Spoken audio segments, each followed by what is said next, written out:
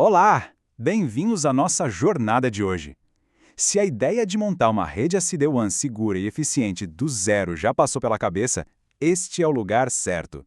Hoje a gente vai colocar a mão na massa, seguindo um passo a passo para construir uma solução super robusta usando FortiGate e FortiSASE. A ideia é que no final tenhamos uma infraestrutura prontinha para conectar filiais e usuários remotos de um jeito inteligente e, claro, muito seguro. Vamos lá? Bom, aqui está o nosso mapa. A gente começa, claro, pelo começo, com o provisionamento. Depois, vamos escolher o melhor caminho, que é a arquitetura. Na sequência, a gente constrói as estradas, ou seja, os túneis de conexão. E por fim, vamos colocar as placas de trânsito, definindo como todo o tráfego vai fluir. São 6 pontos essenciais que vamos cobrir em detalhe. Pois é, todo grande projeto precisa de uma base sólida, não é mesmo? O nosso objetivo aqui é exatamente esse: construir uma rede SD-WAN de nível corporativo que se integra de forma perfeita e segura com o FortiSASE. É como construir os alicerces de um prédio, garantindo que toda a estrutura que vem depois seja robusta. Ok, vamos ao nosso primeiro passo prático: o provisionamento. Pense nisso como tirar o passaporte e o visto antes de começar uma viagem. A gente precisa registrar e preparar a nossa instância do FortiSASE para que o sistema saiba quem somos e esteja pronto para se conectar com a nossa rede. É o ponto de partida oficial. E esse processo todo se resume a 4 passos bem simples. Primeiro, a gente acessa o portal de suporte da Fortinet e registra o contrato. Basicamente, é aqui que a licença é ativada. Depois, lá dentro do portal, navegamos até a parte de serviços para, de fato, criar a instância do FortiSASE. E por último, um passo crucial: escolher a localização geográfica dos pontos de presença. Essa escolha é super importante para garantir que os usuários tenham a menor latência possível. E como a gente sabe que deu tudo certo? Simples. O painel do FortiSASE vai mostrar um widget chamado Usuários Remotos. Pense nisso como o carimbo de aprovado no nosso passaporte. Quando esse widget aparece, é a confirmação de que o provisionamento foi um sucesso e que o sistema está pronto para a gente começar a configurar. Ótimo! Com o passaporte na mão, agora é hora de olhar o mapa e escolher a nossa rota. A arquitetura de SD-WAN que a gente escolhe é como a planta baixa da nossa rede. Fazer a escolha certa aqui é o que vai definir a eficiência e a resiliência de toda a nossa conexão. Existem várias arquiteturas possíveis, como a gente pode ver aqui no guia. A escolha geralmente depende da complexidade do ambiente, principalmente do data center. Para simplificar a nossa jornada e construir uma base bem sólida, vamos focar no modelo de SD-WAN em data center único. É o ponto de partida mais comum e mais didático. Então, o ponto crucial aqui é o seguinte: o modelo de data center único é mais direto ao ponto, com um local principal que funciona como o grande hub de todo o tráfego. Já o modelo multi-data center, bom, esse é mais complexo, mas em troca oferece muito mais resiliência, com hubs primários e secundários para redundância e balanceamento. A escolha vai depender da escala e da necessidade de cada rede.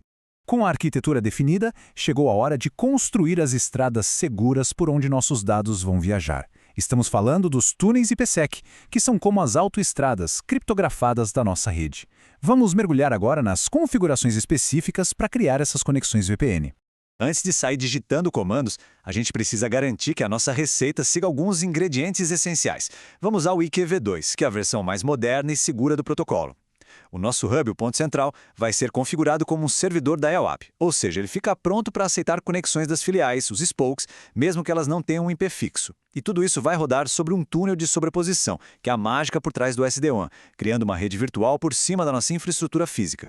Agora, olha que interessante essa nota aqui do guia. É um detalhe técnico, mas que faz toda a diferença. Para permitir que os túneis se encontrem dinamicamente, é preciso usar uma subrede /24, ou seja, com 254 IPs disponíveis. Parece um detalhe pequeno, mas é o que garante que as conexões dinâmicas funcionem sem dor de cabeça. É o pulo do gato. Vamos para o nosso primeiro bloco de comandos direto na CLI do FortiGate. Com o config VPN IPsec Phase 1-interface, a gente entra no modo de configuração da VPN. Com o Edit VPN 1, estamos criando uma nova interface virtual, que demos o nome de VPN 1. E a linha mais importante aqui, sem dúvida, é Define Tipo Dinâmico. É esse comando que transforma nosso hub num servidor pronto para receber conexões sem precisar configurar o IP de cada filial manualmente. Seguindo em frente, esses comandos aqui habilitam recursos poderosos. A autodescoberta de remetente ativa o ADVPN. Isso é fantástico, pois permite que as filiais criem túneis diretos entre si sem passar pelo hub, o que melhora muito a performance. Sobreposição de rede é a base do nosso SD-WAN, e o ID de rede serve para agrupar os túneis de forma lógica. E aqui a gente define o estoque de endereços IP que vai ser distribuído para quem se conectar. É como se estivéssemos criando um bairro virtual, reservando os endereços de 192.168.10.1 até o final 252 para qualquer dispositivo que entrar na nossa VPN. Muito bem, os túneis, as nossas estradas estão construídos. Agora, a gente precisa das regras de trânsito. E é aí que entram o BGP, que vai ser nosso GPS inteligente para direcionar o tráfego, e as políticas de firewall, que funcionam como a polícia de fronteira, garantindo que só o tráfego autorizado possa passar. Uma observação importante do guia, nosso foco aqui é estritamente na configuração do FortiGate. Ou seja, a gente está preparando o nosso lado da conversa, preparando o nosso equipamento para se conectar e trocar rotas com os pontos de presença do FortiSASE. Aqui começa a configuração do BGP. Primeiro a gente define o nosso AS, ou Sistema Autônomo, com o número 64622. Pense nisso como se fosse o CPF da nossa rede no mundo do BGP. Depois a gente habilita o eBGP Multipath. Esse recurso é fantástico para a resiliência. Se tivermos mais de um link de internet, ele permite que o FortiGate use todos ao mesmo tempo para chegar no FortiSASE, balanceando a carga e garantindo que se um link cair, o outro assume na hora. Na sequência, a gente cria um grupo de vizinhos para organizar os nossos parceiros BGP. E o comando NextHopSelf é fundamental. Ele diz para o nosso roteador se anunciar como o próximo pulo para as rotas, garantindo que o tráfego que sai da nossa rede saiba exatamente como voltar para a gente. Antes de criar qualquer regra, a gente precisa ensinar ao firewall do que estamos falando. Então criamos um objeto de endereço, um apelido chamado FSA-SVPN, que representa toda a nossa rede da VPN. É como dar um nome a um grupo de pessoas para depois criar uma regra de acesso para elas. Facilita muito a vida. E aqui está a cereja do bolo, a política de firewall. A gente cria uma regra chamada FSS Health Check que permite de forma explícita o tráfego que vem da nossa interface VPN. Sem essa regra, o túnel até existiria, mas ficaria bloqueado, nenhum dado passaria.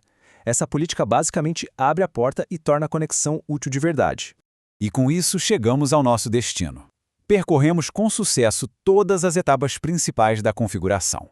O que temos agora é uma implementação de SD-WAN funcional, com túneis seguros, roteamento inteligente e as políticas de segurança essenciais já no lugar. Vamos só recapitular rapidinho os marcos da nossa jornada. A gente provisionou o FortiSAS, escolheu uma arquitetura, construiu túneis seguros com IPsec, configurou o roteamento BGP e, por fim, estabeleceu as políticas de firewall para liberar o tráfego. Uma jornada completa, do começo ao fim. Mas a jornada não precisa terminar aqui, claro. Essa configuração que fizemos é a fundação, o alicerce sólido. Em cima dela é possível construir muita coisa. Otimização de performance com SLAs, regras de segurança muito mais detalhadas e um monitoramento super aprofundado de tudo o que acontece na rede. E isso nos deixa com uma pergunta estratégica para pensar. Com a estrutura montada, qual deveria ser a prioridade agora? Focar em otimizar a performance com SLAs, aprofundar a segurança com políticas mais granulares ou talvez aumentar a visibilidade com monitoramento mais avançado? A resposta para essa pergunta define os próximos passos na evolução dessa rede.